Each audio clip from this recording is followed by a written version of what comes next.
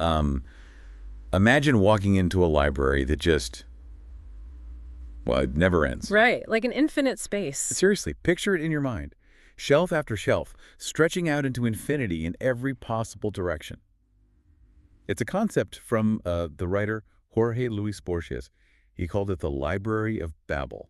Yeah, the idea that it contains every book that could ever possibly be written. Exactly. Every combination of letters, and because it literally has everything, it is just incredibly overwhelming. You could wander for a lifetime and just find miles and miles of nonsense, just hoping to stumble on the one single book that actually explains the meaning of it all. It's the ultimate paradox of abundance. When you're drowning in an infinite amount of information, I mean, the sheer quantity makes it almost impossible to find true quality. Yeah.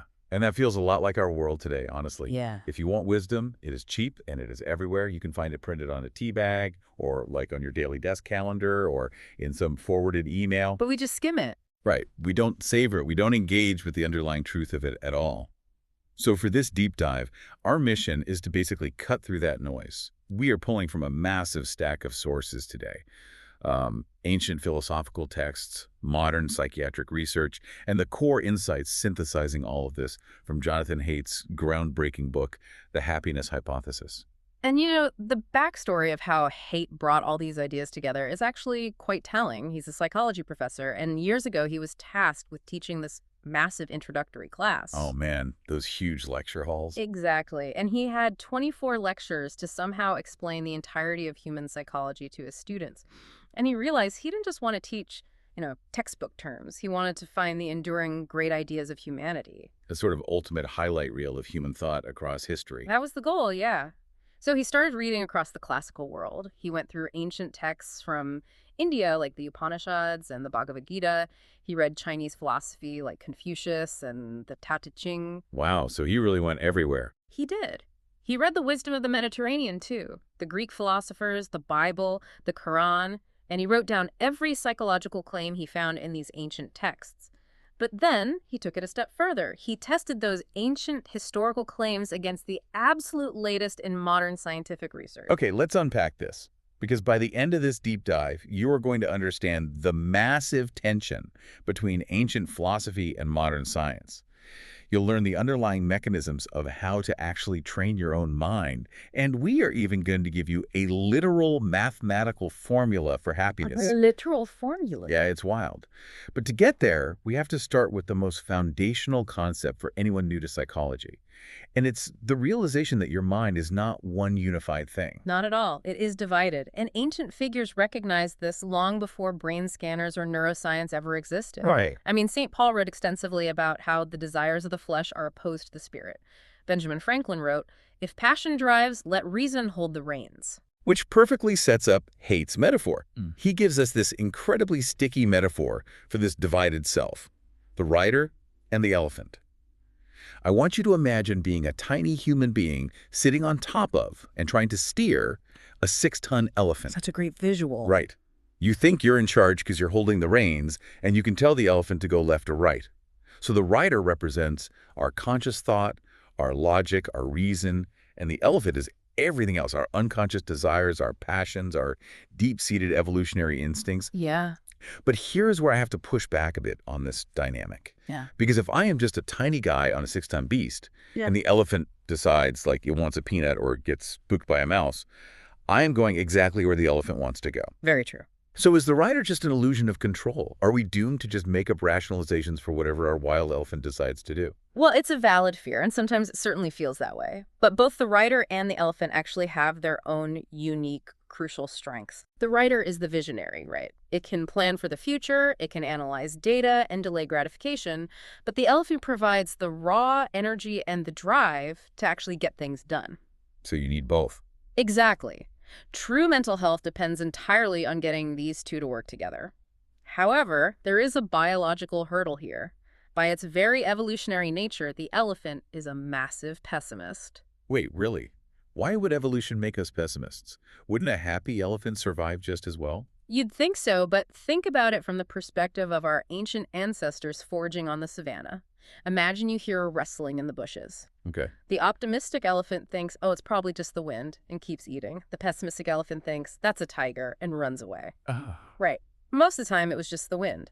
But the one time it actually was a tiger, the optimist got eaten. Wow. So the pessimists lived. Yeah, the ancestors who survived to pass on their genes were the ones whose elephants were constantly looking out for danger, prone to anxiety, and heavily biased toward negative information. It's a survival mechanism. It's called the negativity bias. Hmm. The amygdala, the emotional center of the brain, is hardwired to react to threats instantly.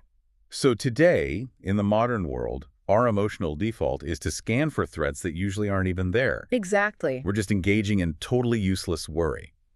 Which means the biggest threat to our peace of mind isn't usually the actual events happening in the world around us. It's how our pessimistic elephant interprets those events. This is a profound realization, and arguably the most widespread idea in all of human history. I mean, the Stoic philosopher Marcus Aurelius famously wrote, "Life itself is but what you deem it." Right. And the Buddha taught the exact same thing, saying our life is the creation of our mind. I hear that, and I mean, it sounds beautiful in theory. But if my inner elephant is a 6-ton, genetically hardwired pessimist, how do I actually train it? That's the challenge. Let's say my boss sends me an email at 4 p.m. on a Friday that just says, we need to talk on Monday. My elephant immediately panics. It interprets that as, oh my gosh, I'm getting fired.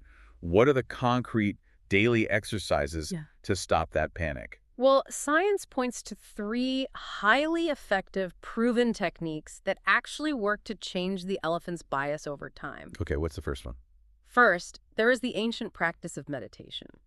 When you meditate, you aren't just sitting quietly. You are actively training the rider to observe the elephant's frantic thoughts without reacting to them, which physically breaks those negative neural feedback loops. Wow, okay. And the second? Second, there is cognitive therapy. Mhm. This is where the rider actively catches the elephant's irrational negative thoughts, like jumping to the conclusion that you're getting fired, and forces the brain to look at the actual evidence. Makes sense. And third, when the biological bias is simply too strong, there are medications like SSRIs, Prozac, for example. Wait, I want to pause on cognitive therapy for a second.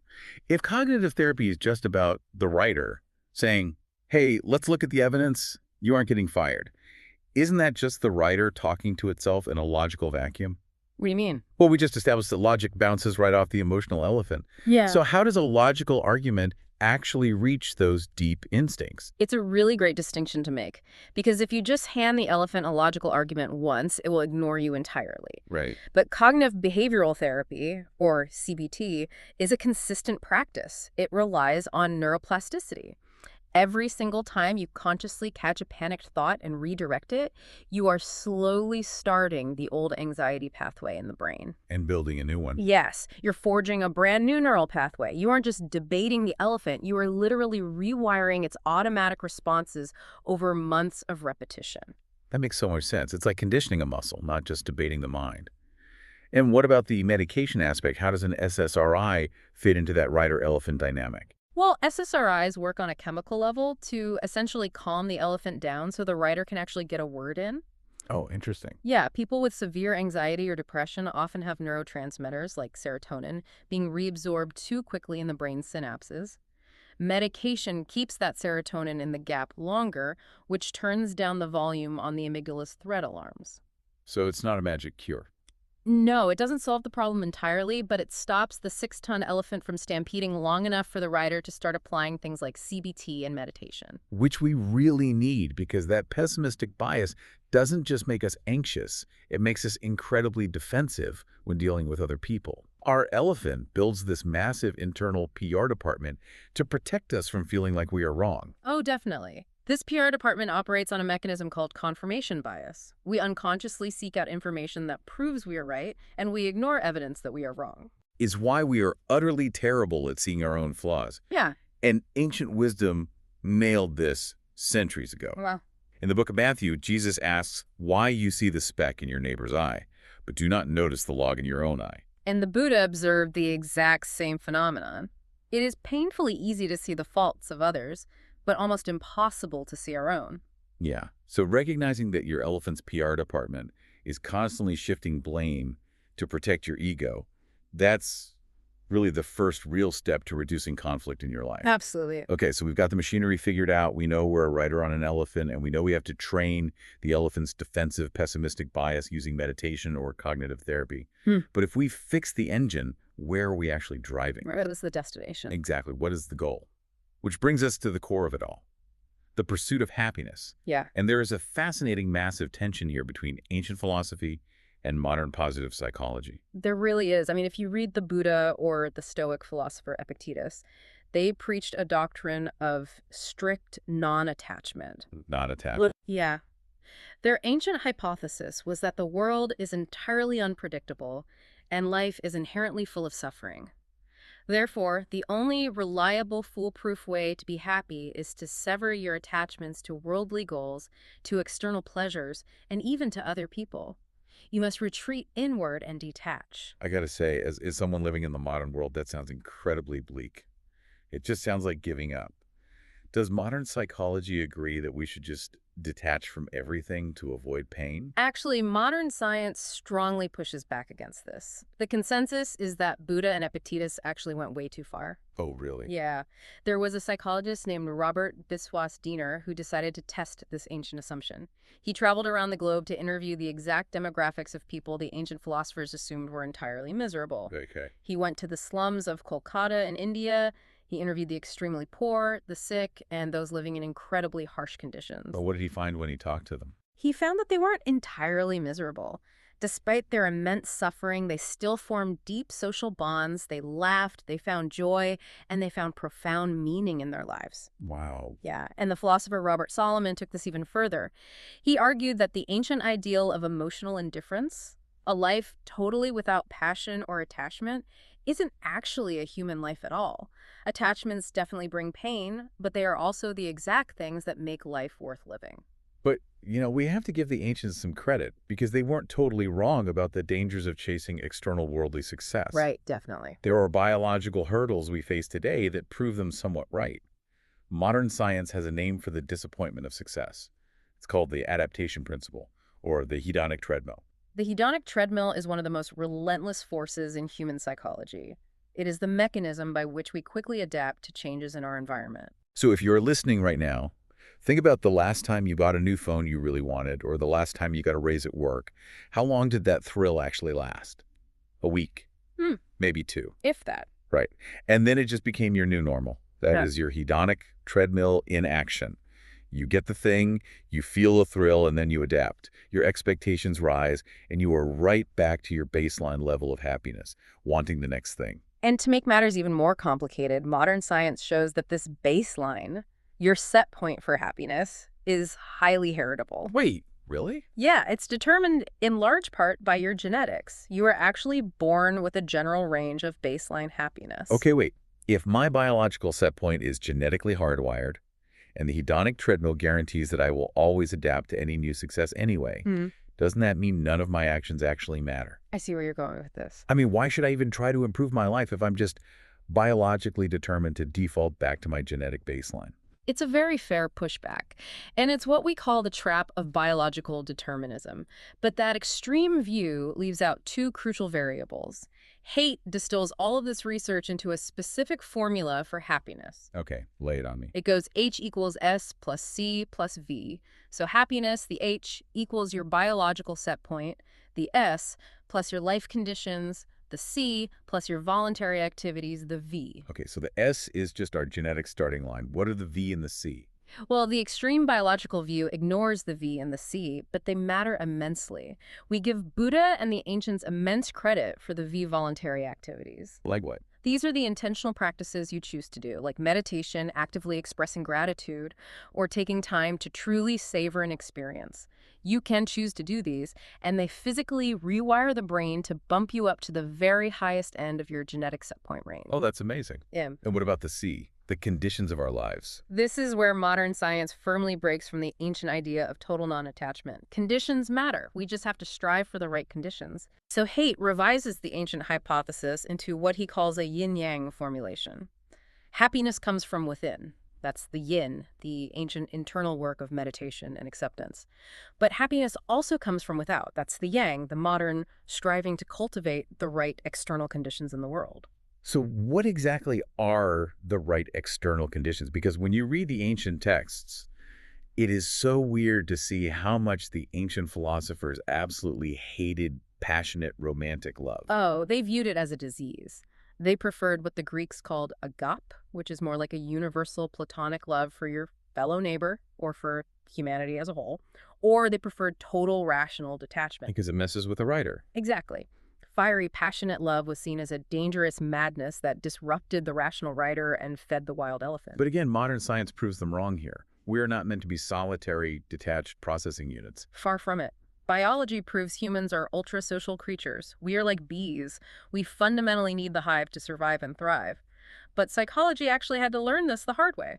Well, in the early 20th century, the field went through a bit of a dark age dominated by strict behaviorism. You had prominent psychologists like John Watson literally advising parents not to hug or kiss their children. He told them to just shake their hands in the morning. That is horrifying. Why would a psychologist ever recommend that?